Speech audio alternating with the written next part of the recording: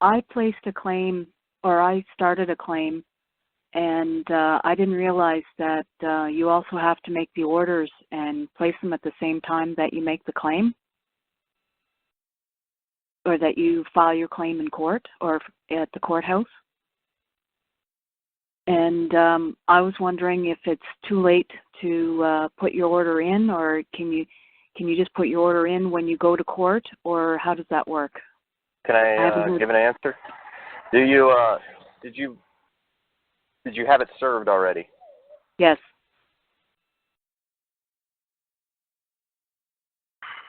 How many the Attorney how many General, words are on your? How many? This is Mark in Atlanta. I've personally made a claim. I haven't had it served yet, but you had it served already? Yes, I did. And it doesn't have anything at the bottom as far as what you're ordering, what you want. What are the elements of your claim? Well, my claim, the way I worded it was that, let's say Bridget trespassed upon my property by way of theft, that she's a wrongdoer and that she administrates my property without my consent. And at the end of it, I put that I require the immediate restore of property. But I didn't That's your realize order then. Yeah, you got your order right there. That's it. Okay. Can I jump in, Mark? I want to share something that you taught me, actually. Go ahead. When you served it, how did you serve it? Because you don't want to serve it in a way that jeopardizes. No, I had a service. What do they call them? A process server. Serve her with the paperwork. Did you serve it to her in her name as a woman or as an officer or an agent? As a woman. Good. I got a question. The process server, what kind of paper did she give back to you? How does that read? I got an affidavit stating that at a specific time, this woman was served. That first word you use beginning with an A, affidavit. Yeah. Well, what I had done was I had made up my own notice, kind of similar to what Karl had done up for court. Great. And so I served that on the courthouse, and the courthouse sent it back to me stating that I wasn't following civil procedure rules.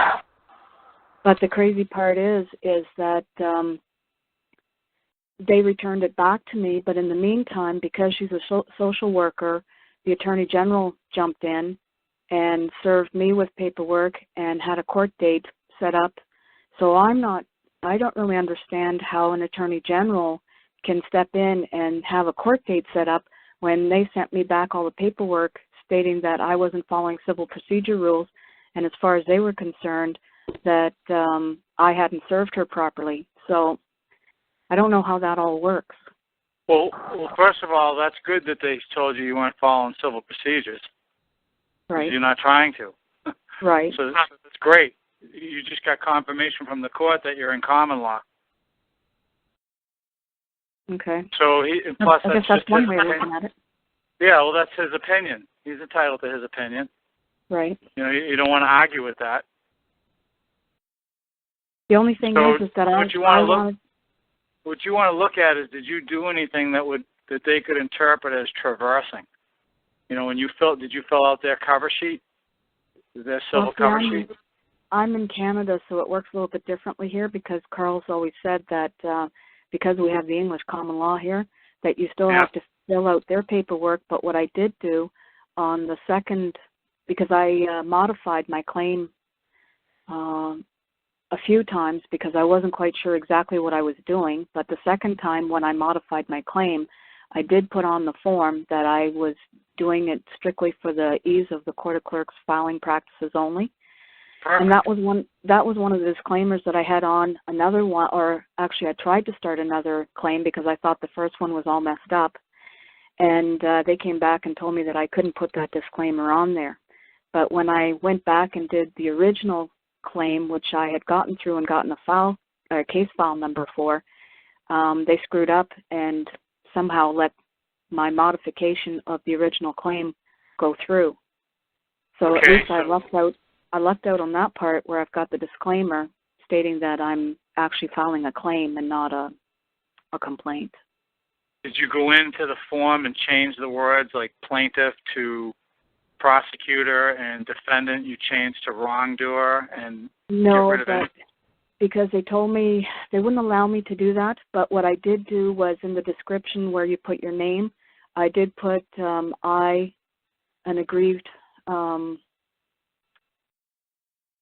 woman, and I put that I was a prosecutor, and for the wrongdoer, I did actually put wrongdoer, but I still had to leave defendant and plaintiff on the form, or otherwise they wouldn't accept it. Yeah, they did that to me, so I just said I need the bond of the man or woman who's obstructing me from doing my filing. And I only had to say that once, and I said it very nicely. I didn't say it in a threatening way. I just need to know who's obstructing me from filing my case in common law. And that was after that they all backed off, and they waited till the head clerk came in. So it's one of those things you just got to persist on. They have to take it. Mark's living proof. I'm living proof. Other people who've gotten their claims in. They're just going to test your mettle. That's all. Well, I've gone so far as even contacting the Chief Justice for the Supreme Court of Nova Scotia, and unfortunately I handled that letter incorrectly because I was kind of showing that I was in their, or understanding their legalese, when actually what I should have done was they had written me a letter stating that as soon as I accept or start working with their civil procedure rules as a litigant and whatever, that they would allow me to go into the courts and use their facilities, let's say.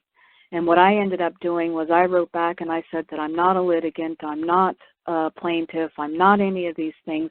So basically what I was saying in my letter was that I understood exactly what legalese BS they were trying to explain to me or send to me, and that's where I kind of messed up with the Chief Justice. Yeah, that's okay. That's still redeemable. But the key is you understand you're not going in their court, right? Yeah. You're at their court, but you're in your court. Right.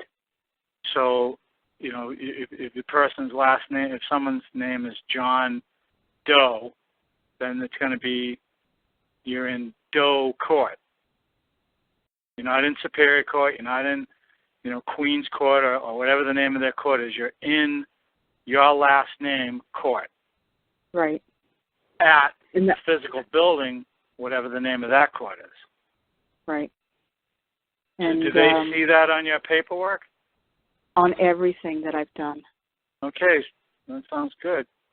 But they're still, for the longest time, they weren't even accepting any of my paperwork. They were sending it all back to me. And then what I ended up doing was getting the postmistress to stamp the postage or her date stamp onto everything. And ever since I started getting her to do that, none of my paperwork has been coming back because they've been refusing to accept my paperwork for my claim, for my file at the courthouse. Could you repeat that? What you just said? What the tactic that you're using? Okay. What I did was I noticed that one time when I got the I don't know if you call it postmistress or postal clerk or whatever, I got her to stamp her date stamp onto my paperwork, and every other time before I had that done, my paperwork always got sent back to me stating that they couldn't accept it because it wasn't in the civil procedure rules or following the civil procedure rules. But this one time when I got it stamped by the postal clerk, it didn't come back. So ever since then, I've been getting everything stamped by her first before I send it into the courthouse, and nothing ever comes back when I end up doing that. Yeah, I had the same experience. That's why I asked you to repeat it. And what's happening is you just made the postmaster your witness. Yeah, but John, the postal stamp that's being put on this paperwork, it's being put on the actual filings, the actual papers that are going to be recorded into the case? No. Yes. Yeah, it sounds like she's having the postal worker timestamp the actual filings, not the envelope itself, the actual filings. No, she's canceling not the letter. And whereas the postal service have jurisdiction. post Barbara, office jurisdiction. But Barbara, are they putting a timestamp on your paperwork? Yeah. Not on at the outside courthouse. of the envelope? No, at the courthouse they will not stamp anything because when I get things returned back to me, there's no stamp that actually shows that the courthouse has ever received it or gotten it, even though I sent it their registered mail. But I did notice they made one mistake one time of sending me the envelope back that I had mailed things in to there, and they did stamp the envelope, but they wouldn't stamp. Barbara, let me ask you this. What he's asking is, okay, let's say you had 5 pieces of paper that you were mailing. Right. So did they postmark those 5 pieces of paper, or did they postmark the envelope that you was mailing it in? The post office clerk was stamping. I got her to stamp every one of my pieces of paper that I was sending in. Okay. So if I had 5 pieces. Okay, good. So what that means is the post office had, in other words, you took the jurisdiction away from the courts, and the Postal Service got pure jurisdiction over it. So that means that it's got to be accepted. Larry, how familiar are you with the post office being the court of original jurisdiction? How? Repeat that again. How? What now? The very first thing ever established in the United States on the land was the post office. The post office was the courthouse. It was everything. Exactly. And I believe that what Barbara's doing by getting the post office to stamp each one of her papers, she's putting her papers into the original common law courts of this land. Exactly what she was doing. That's exactly what happened. Yeah, it's not just the envelope. That's the major thing she's doing, but there's 2 other things that are happening. She's creating a witness to the proceeding, the postmaster, and the second thing she's doing is she's setting them up for interfering with delivery of mail, which is a felony, and they know that. Exactly. Okay. Exactly. And that's a good practice to do. If everybody on the call now, you can see, you get that postal clerk to time, date, and stamp your mail for you. Hey, it's a far gone conclusion that the courts is going to be in a jam where they got to accept the paperwork. Okay. Well, that's good to know. I'll definitely have to pass that information along to other people here. So. Wow, I should have done that before I mailed in my letter. I was talking to a man in Chile last year who was explaining to me something that I had never heard before. He was saying that when you go into the courts and you put in paperwork, they don't have to accept it because you're trying to enter things into the public, and the judge has the right to accept it, refuse it, the clerk also. And for people who have that problem, he said that when you go into the county recorder's office and file your paperwork there and get a certified copy, then what you have is the paperwork itself is the vessel, and the contents of the paper, the words that are on the paper, is the cargo. And so you have to bring your paperwork into the court with the county recorder's office. The county recorder's office acts as the customs office for the contents of the ship, the thing you're bringing into the public. And it was really strange, and I never really caught on to what he was talking about. I kind of understood it. I never followed up on it, but I'm very interested in knowing if what Barbara is doing is a similar process. Well, I'm quite sure that people will definitely be able to test that process when they know they want documents into the courts and they want documents recorded. Just go ahead at post office, stamp your paperwork and send it off and see what happens. Because when you think about it, a lot of this is definitely trial and error, and it's away from your legalese, the rules. It's away from you getting away from legalese, statutes, and codes.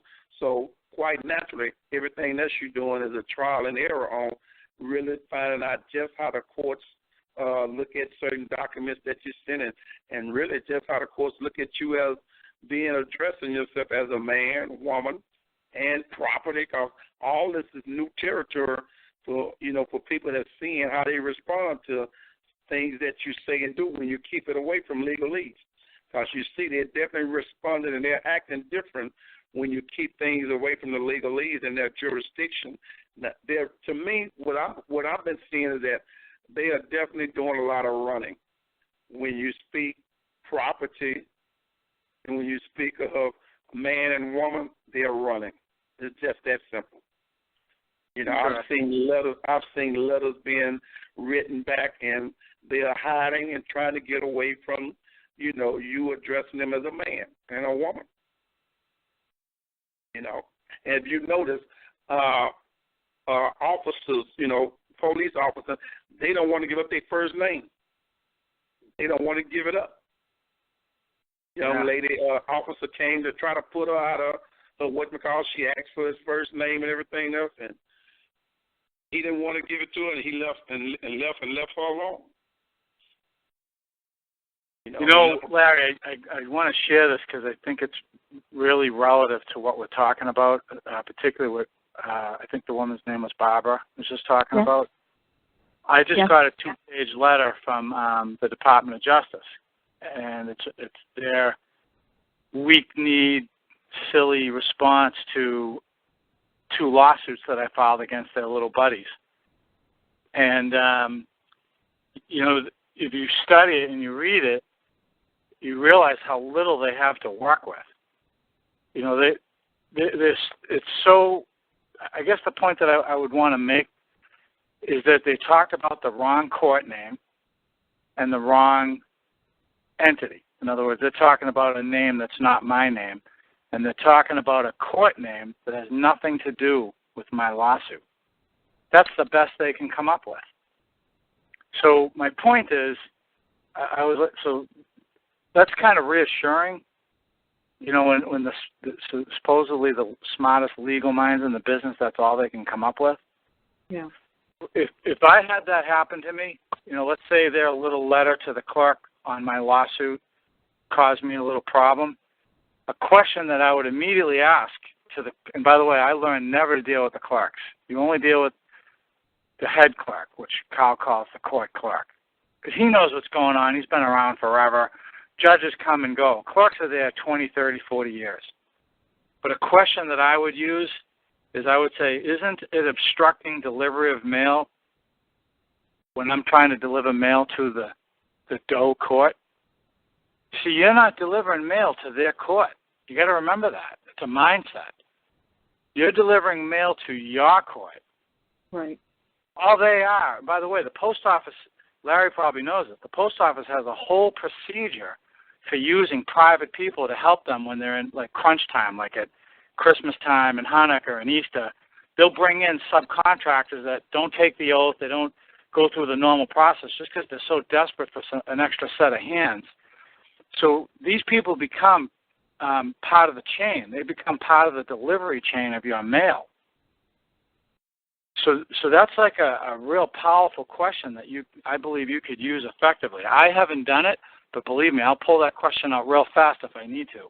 And Mike, you just made me think about something because you are so correct. When we used to hire contractors to make sure that delivery of that mail got through, and then at all costs it had to get through. So that would be a good thing to ask. Are you trying to hinder, the delivery of mail that I'm trying to get to the court? Yeah, but what I'm saying, Larry, is as an add-on to that's equally important is they're trying to see if you know what you're doing. If you think you're delivering mail to their court, then they might have a little bit of say on it. Really, no, but they might test you. But once you make it clear you're delivering mail to your court, not their court, that's a whole different level that you're playing on. You're stopping me from delivering mail to my court. Right. What authority do you have to obstruct mail that's being delivered to the Smith court? Yeah. And is it going to be necessary for me to report this fraudulent activity to the postmaster? Yep, to the post inspectors. Yep, you're so correct. I'm taking notes, so I got to take notes on just that right along. When you're having trouble with these clerks, you're right. Get the head clerk and just let her know, hey, whether you got to go get your attorney, office attorney, whatever, you just let them know, hey, someone is obstructing, me from, getting this mail to this court here, to my court, I've just had such good results pulling that card out. And when I was in family court, all I did was send a blank form of the mail fraud form. Yeah. Said, is it your intent? I didn't know all Carl's words back then, but I said, is it your intent to obstruct delivery of paid mail from the post office? I didn't say from the United States Postal Service, from the post office. Yeah, that was it. Never blocked me again. Yeah, it's definitely different from the post office to the United States Postal Service. It's a difference. So people have to understand that difference, and the difference is it's the post office. Well, Gus will know this better than me, but I'm pretty sure the Constitution refers to it as the original seat of government. And another interesting thing about the post office is if you look at all their forms, so you've got certified mail, you've got express mail, you've got certificate of mailing, which is a nice tool, all these different forms that you can fill out, they all refer to the USPS. There's only one that refers to the post office, only one. Yeah. That's registered mail. Yep, and that's why registered mail is always hidden under lock and key. Yep. And it's not that more expensive than express mail, but it's always under lock and key. It's $12. $12 to send a letter, and you can go back 2 or 3 days later, and you can go to the postal clerk and say, I want a certified copy of the log of everybody whose hand touched that mail, and they'll give it to you. And people get fired behind that registered mail. But any other, and you're right, the U.S. Postal Service and then that registered mail, post office, period. So, and the post office is one of the strongest. It's been around forever.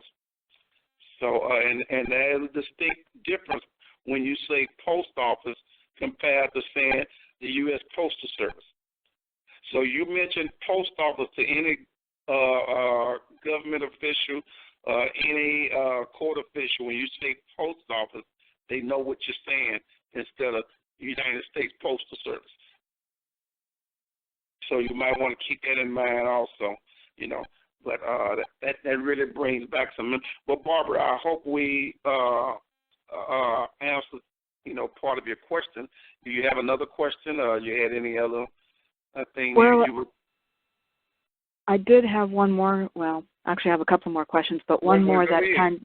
Go ahead. Yeah, we got time. Go ahead. The one thing that I'm thinking of is I'm wondering how the Attorney General was able to get a court date in my claim when the affidavit of service was returned to me, stating that it wasn't following civil procedure rules.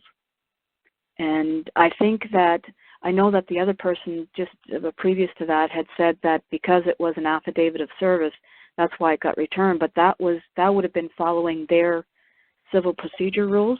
So I'm wondering how that got returned to me, and then the Attorney General was able to step in and go ahead and I know they can do anything they want anyways because it's their forum. But I'm just wondering how he was able to get a court date in my claim when I wasn't even able to get a court date in my claim. Anybody have any ideas on that one? Well, you kind of mentioned a bunch of things there. There's some different things going on there. Okay.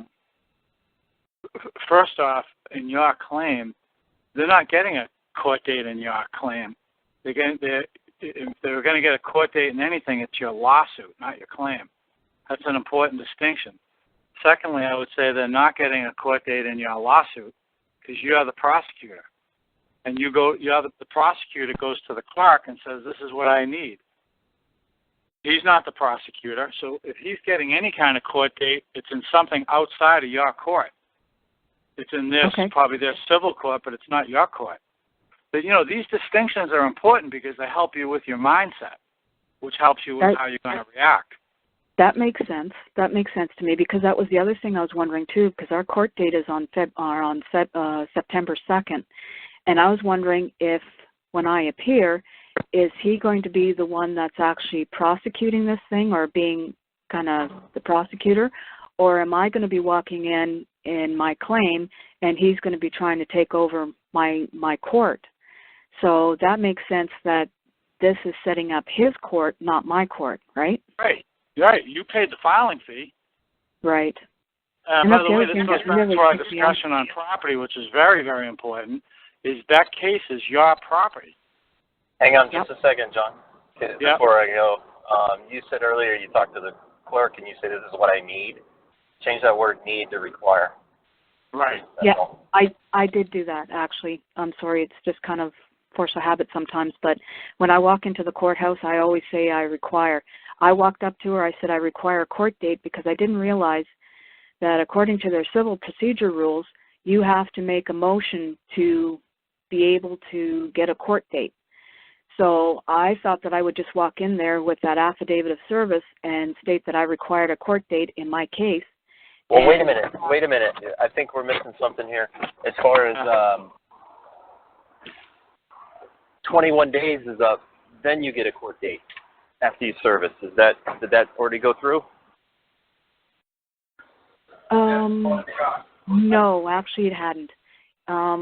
What happened was you didn't give him time. You didn't give him time to answer then. Okay, that's what I understood as well, because when I first walked in, I thought that once she was served, that I would be able to get a court date, like let's say 21 days or whatever down the road, because here it's actually 15, not 21. But and she said, oh no, we have to see if all of your paperwork complies with whatever, and we have to wait for a response from the other side, and then you'll have to make a motion to see the judge. And I knew that part was incorrect, but I just kind of let her go with that. So I said, okay, well, I'll wait. So I ended up leaving the affidavit of service there with her. It got mailed back to me within a week, stating that it wasn't following civil procedure rules. And then within the probably the 13th or 14th day of her the worker having been served, is when I got served with paperwork from the Attorney General, telling me that we were having a date on September 2nd.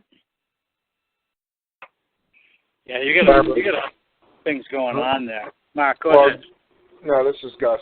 It sounds like the same thing that's going on with your case, John, where you had the man served and then the Attorney General's trying to step in, or the DOJ's trying to step in. So, Barbara, you had a man served. The man has not yet returned an answer to your claim, and now somebody's interfering. Some third-party interlopers coming in and saying that they're going to take over. Right. Yeah. So, on what day was the man served? Was it in July or in June? It was in June. Way back in June. All right. Yeah. So what you can do is the affidavit of service is what you received from the process server? Exactly. And then once I dropped it off at the courthouse, I realized that I should have done actually, when they returned it back to me saying that it wasn't following proper civil procedure rules, I ended up doing up the notice like what Karl had done for his process server, and I also got it date stamped at the post office, and it never came back.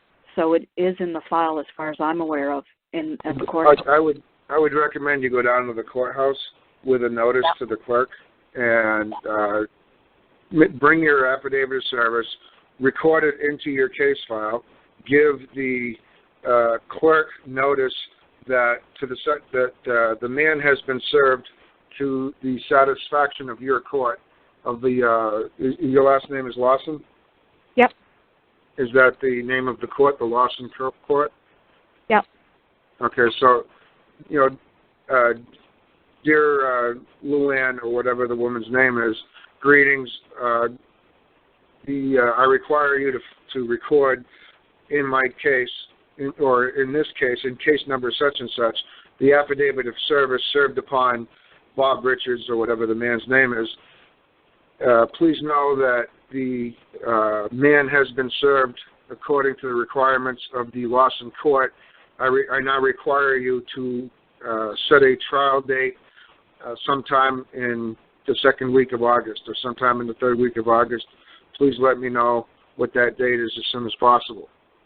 And that's it. Just let her know what her job is, because, and it gives you an opportunity to reiterate that it's the Lawson court and it's not the rules that she's used to working with. And if she has any questions, please first check with your chief judge. And if he doesn't satisfy your curiosity, then I'll be happy to help you out. Something to that effect. Okay, that sounds good.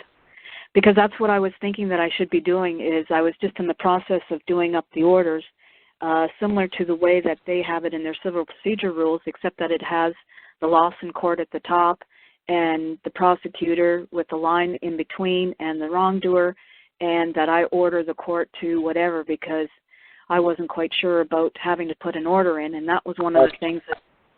Actually, I overlooked something. The man has been served, however, he has not answered the claim. So go down to the courthouse and make sure that the process service was recorded into the case. If not, get that done and over with. And let the clerk know that you have the right to have a final decision, that you will not settle for a default judgment. That and you're going to want to do this in writing. But you need the man brought in. You need to issue a warrant or a capias or whatever it's called where you're at, and have the man brought in to answer this claim. He has to be given due process, the opportunity to answer the claim before you can get final judgment. Okay. My opinion is I would also put in at least 2 notices. I'd put in a notice of interference. You can take a look at Karl's version. Did you download all of Karl's documents? No, but I can look for it.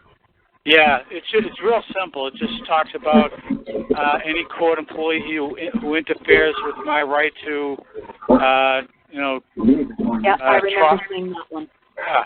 So I think that's crucial. I have that in my case, and I think that's one of the reasons that tippy toeing.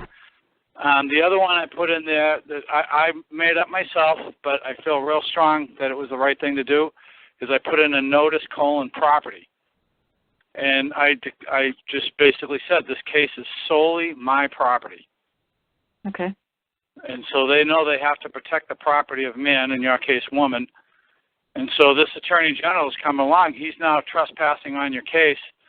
And if he causes any harm or damage, and the court is aiding that in any way, you get to write them a letter saying, not only are they interfering with my rights, they're also robbing me of my property. Okay. Because the case is your property. Right. Well, I'm glad I called in. But the notice interference, I'd have that in real soon, especially with what's going on. Oh, definitely. It'll be in there. I believe, if I remember the story correctly, some of the guys on the phone might remember it better than me. I think Karl filed that after they did some kind of motion to dismiss on him. Right. So not that you're waiting for that, but I mean, anything that they're doing to trespass on your case is certainly, if not sooner, the time to get your notice interference in there. Well, actually, it's funny that you bring that up, because the Attorney General, the paperwork that I got served by him, it states that he's looking for either a summary judgment or to have the case dismissed for abuse of the process. Well, yeah, what they're doing is the same thing they're doing in my case. They're trying to save the ass of their buddy. Yeah. Yeah, that's all that's going on there. So what they're doing is they're testing you. They're trying to see what you know, and they're testing your mettle. Okay. So the court... And one thing that they're doing real quick is that when you call their buddies out, they're running to the judges real quick for help. And that's what they're doing, trying to get their buddies to help them, trying to get trying to get their brothers to help them. So that's what they're doing. So now they're trying to see if you know what you're doing. You know, right. So, yeah. So that's some good advice you have gotten so far that, you know, and these guys that's giving you this advice is guys that are students, you know, of what Karl would, you know, tell you, and I'm quite sure they're listening on the show, and any corrections that has to be made when he comes on, he probably will, you know, make some corrections from what he have heard and everything else. But for the most part, all the guys that's been giving you some assistance, you know, it seems like they're on point to what Karl's process has been. So, right. And you said you had another question. Well, my one last question is that so far I've been very unsuccessful in getting the courthouse to really do anything for me. Let's say I do walk in on September 2nd in their case.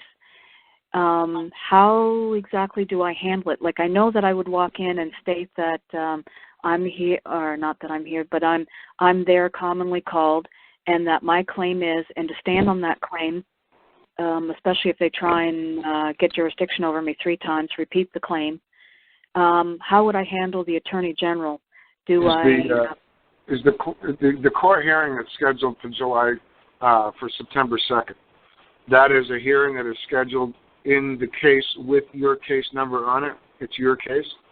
Yes.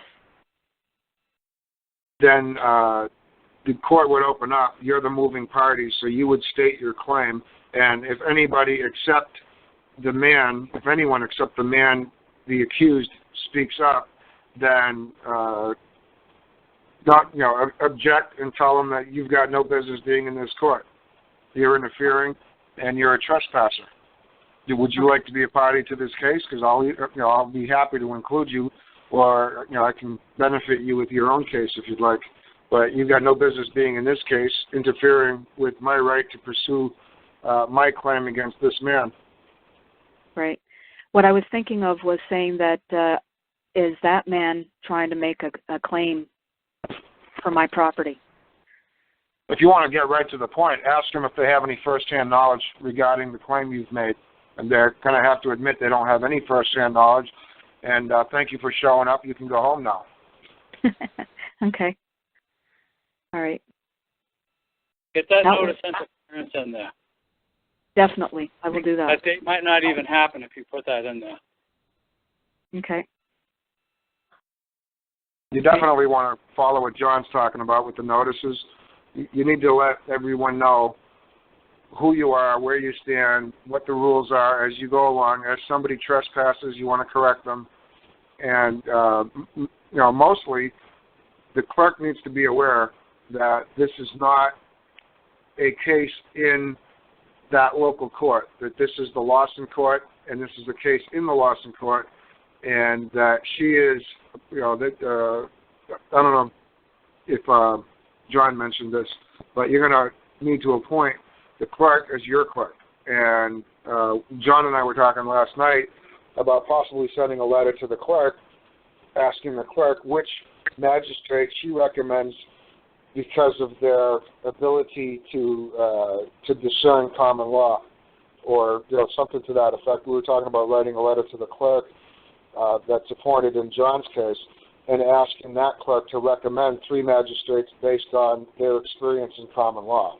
And these kinds of communications are things that you do to make everyone aware that you're moving forward according to the way you wish to move forward with your case in your court, and that you're not subjecting yourself to their rules.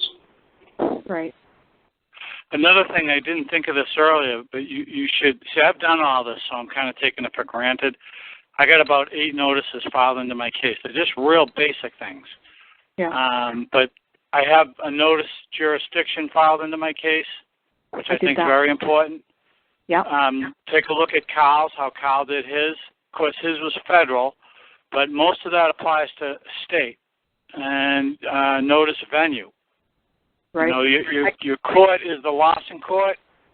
It's in the Lawson court, but the notice venue is going to say it's at, the various names that they use. And they know what that means. Right. So what you're doing is you're building a set of walls that they can't go around. Right now you have no walls up. So they're just in this open field and they're going to run around. Yeah. I've done the notice of venue. I've done the notice of hey guys, jurisdiction. Can I interrupt real quick? John, Yeah. It sounds like you're talking about putting billboards up in your front yard before they do anything wrong. Right. You don't want to do that. Okay. Well, I've already done it in mine. Well, I know, but that was the analogy of what you did. You just put up a whole bunch of billboards saying, "Don't touch my grass, don't look at my shrubs," and I don't know. No. Wait a minute. Let me jump in there. None of it says don't do anything. It's defining. I'm defining. In other words, I'm defining the venue. I'm defining who the wrongdoer is. I'm defining. Shouldn't that be on your claim, though? Shouldn't that be on the? Yes, it is on the claim, and yeah, it's written all on there. Okay, go ahead. Mark's correct. This is something we did discuss. You want to address only the specific thing that has just come up. You don't want to put anything into the future. You don't want to say, well, they might do this, I'm going to put in this notice. They might do that, I'm going to put in this notice. What you want to do is you want to have all these things figured out as best you can, and when they do trespass, when they do something that you need to address, you've already given it lots of thought, and now you can do something immediately, which shows them that you're prepared. You're not just somebody who's winging it. You've given this a lot of thought. You're possibly hooked up with a team of people on Skype and exchanging messages and ideas. All week long. I mean, Mike's got a call on Tuesday night. Sonya's got a call on Friday. I've got mine on Wednesdays. So, this can be a really fast, quickly resolved issue if you haven't given it enough thought to a particular situation. But by addressing them as they come up, not ahead of time, you're showing them that you're on top of your game. So just address what needs to be addressed. Like John said, with a notice, you give them notice of a particular thing, but only that thing which you need to give them notice of at this time. There's no need to give them advanced warning of anything. Okay. So with that said, Gus, what has transpired already? Would you feel, and would Mark agree that the notice interference and maybe notice property are appropriate now? Well, there's only one thing that's happened. Somebody's trespassed on the case, and the man has yet to answer the claim. So, I would write to the clerk, Dear Luann, greetings. The man has not yet answered the claim. I'm not sure who this other entity is, but they are not a party to this claim, and they are trespassing on my case. It is, I require and authorize you to remove whatever trespass is on, whatever this paperwork is from this case. And I would do that when I show up in the next few days. I mean, if she had this guy served in June, it's time to drag his ass into court and get this, going. There's no reason to wait any further. I don't know how to do that. I don't know how to do the warrant. I don't know how to do a capias or what the proper process is yet on bringing the man in, but I have the right to a final judgment in my case. And so that final judgment will not be final unless the man is there to hear me state my claim against him, and until he's afforded due process, I can never get a final judgment. So the court of record is, it's that common law due process that he has a right to. So he has to come in and face his accuser, be given the chance to speak, and if he chooses to remain silent, that's completely fine.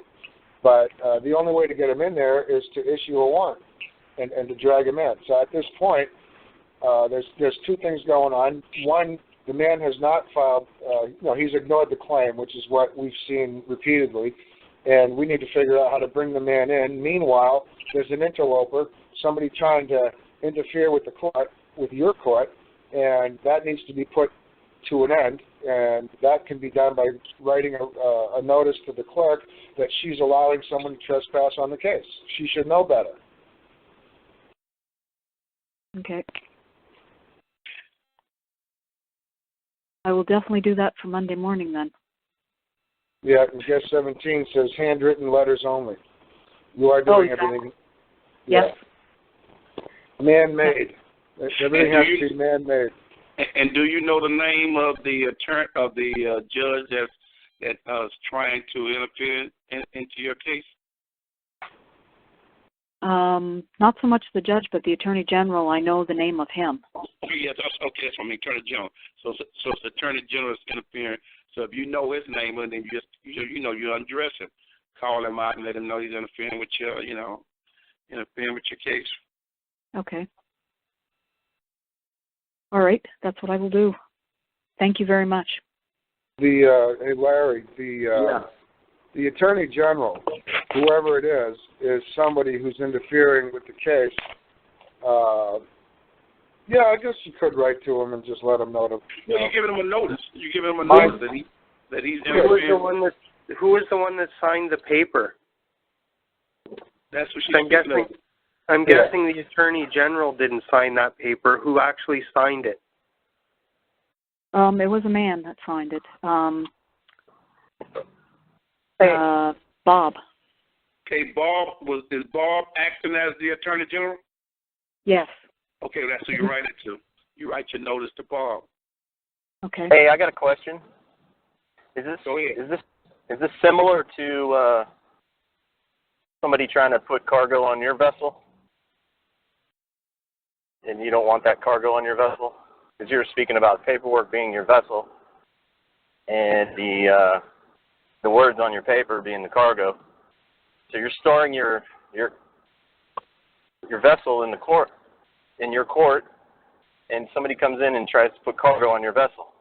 I'm just trying to make an analogy here that came to me because you guys were talking cargo and vessel earlier, and it sounds like it fits. I don't know.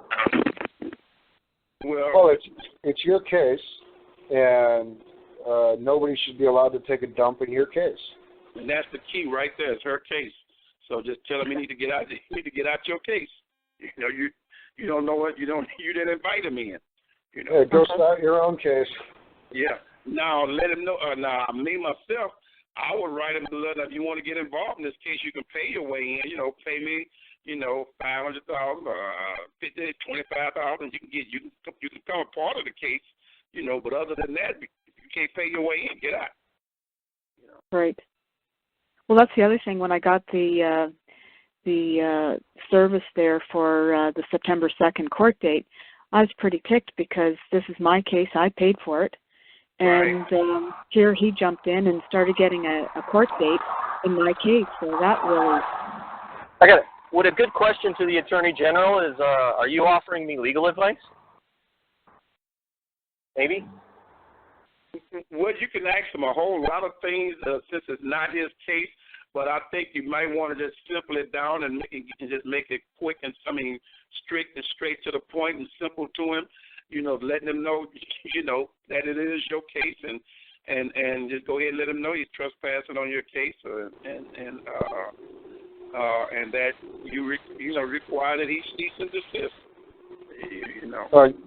Dear Bob, your attempt to trespass on my case does not please the court. It does not amuse the court. Yeah, that's a good one. Cease and desist. That's a good one right there. That's it right there. Period. Yeah. And this call is being recorded, so you can come back and listen to it and get some of the answers that you got. But that's a good one right there. Gus just said right there. That's exactly. Really all it needs to be said, and let him answer. Yeah. That sounds good. And what Gus mentioned earlier was for you to go ahead and write the clerk and let her know about your court and when you want to schedule a date with her to schedule a date with for your court, not to let some attorney general decide what your court is. Well, first thing is to bring the man in to answer the claim. Right. So I require a court date. Well, you require the court to issue a warrant for the man to be brought in to answer the claim. And this is the problem is, like I said, I don't know how to handle this yet. But if I put a claim in, I have a right to a final judgment. That final judgment's only going to happen when the man accused has a chance to face me, his accuser. At that time, if he chooses to remain silent, it's fine. and I can get a final judgment because he was afforded due process. However, until that man shows up, my case goes nowhere. So how do you get the man in? Do you show up at the court with your lunch and your coffee in your hand and say, the man has exceeded his time limit, I'm going to sit here while you issue a warrant, I want him brought in today, and just, park yourself right in front of the window and just wait. What do you do? How do you get them to issue a warrant to bring the man in to answer your claim? Because, and when they do, what's going to happen? Are they going to say, well, we're going to issue the warrant, you can go home, and when we find him, we'll call you, and you can have court the next day? How does this whole process work? So I'm a little fuzzy on that. I got to do some research on that, hoping to run across some people who've done something like this before to get some insight. But this is where we're at right now with John and Terry in Ontario, in Toronto. It's the same thing. And I believe that whenever we do file a claim, that I know if I got a claim from some man and I didn't know what to do with it, and I went to my attorney, which is what most people do, their attorney would say, just ignore it. They don't know what they're doing. Right. So it's a really good defense on the part of the accused to ignore the claimant, because if the claimant does not know what to do next, then nothing's ever going to come out of it. Yeah, so you either have to do one or two things. Have a warrant rest for him, or drag his behind in court with a subpoena. One of the two. Well, a subpoena can only be issued if there's a hearing. So if there's a hearing scheduled, then you would issue a subpoena for that hearing. That's what she's heading towards. Isn't that what it's her court? So, but I don't know if you can schedule that hearing before the man answers the court, before he answers the claim. Well, actually, because when you're talking about put a warrant for his arrest just on to come in and answer a question or a claim, I think you have to connect those. You'd have to connect the dots on that. When do you drag them in? Do you drag them in before your court hearing, or do you drag them in? Cause to put a warrant on someone, it has to show. It has to be warrant to put that warrant out there on it. And I don't think putting a warrant out on just because somebody don't answer your claim. In other words, most claims, if you don't answer, the person that's normally filing the claim normally win the claim. I think from what I've understood from what Karl has said so far is that you give the person or the man or the woman a chance to appear in court first. And if they don't appear, that's when you ask to have a summons issued for that person. That's what I was saying. A summons has to be in some kind of way before, because you give it due process. And when you give due process, I'm quite sure it has to be put in there some kind of way. So, and you're right that what you just stated is, on line of what probably would have to happen, that give that person X amount of time, But like Gus said, it all depends on, do you get your court date set up? Do you do it before? I'm quite sure you have to do it, right around the time you're getting your court date set up. That they drag them in the court once you get the court date, Right. I don't understand, Larry, but I can tell you what Karl told me on the phone. I remember pretty much verbatim. Is I give them 21 days. If they don't show up, I go down to the court and I have them arrested. Now, he didn't give me the mechanics of that. Right. Okay, now that makes sense, though. Now, if I can't get a hold of Karl and I can't figure out how to do that, I'm just going to trace my steps back on how they did it to me. They have a court form, and somebody has to declare under penalty of perjury that what's being requested, the arrest, is true and relative and all that good stuff. So I would just emulate that. But before I did, in my own handwritten format, but before I did all that, I'd make sure I had that notice interference in there, because I think that's foundational. Because if they obstruct me from getting my justice, which is the whole point of a claim, then they're trespassing on the case. I mean, that's just got such broad application. Yeah. Good point. But Good point. I think from what I've heard is that you go to the court clerk and you have her issue a summons. Well, for now, my suggestion to you is the same to myself. I'm going to go and get their documents on how an arrest is done. I'm going to go on their website, then I'm going to read everything, then I'm going to go down to their court, I'm going to talk to the clerk and get as much information as I can so I see how they see things. Because that has some value. Yeah, it's our court, we're going to do what we want. But anywhere there's an opportunity to match their paradigm in a way that doesn't jeopardize our goal is not a bad thing.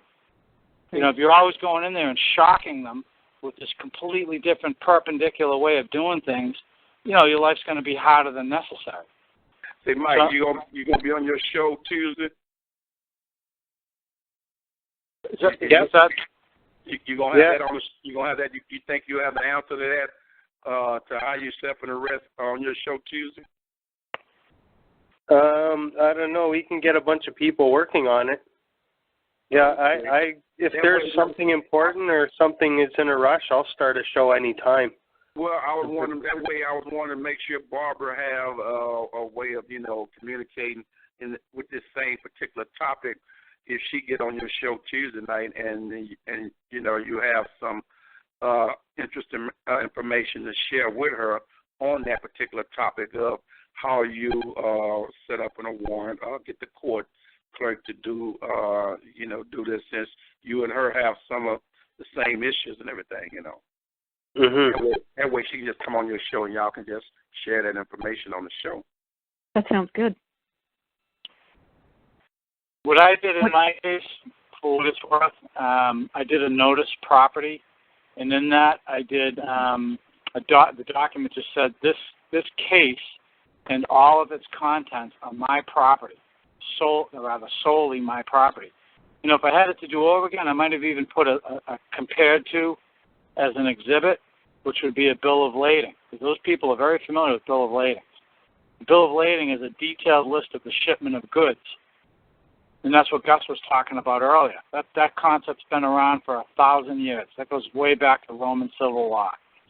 These guys know they cannot interfere with private shipment of cargo. That's a big, big no-no. It's just like it's a big no-no or analogous to they can't touch your property.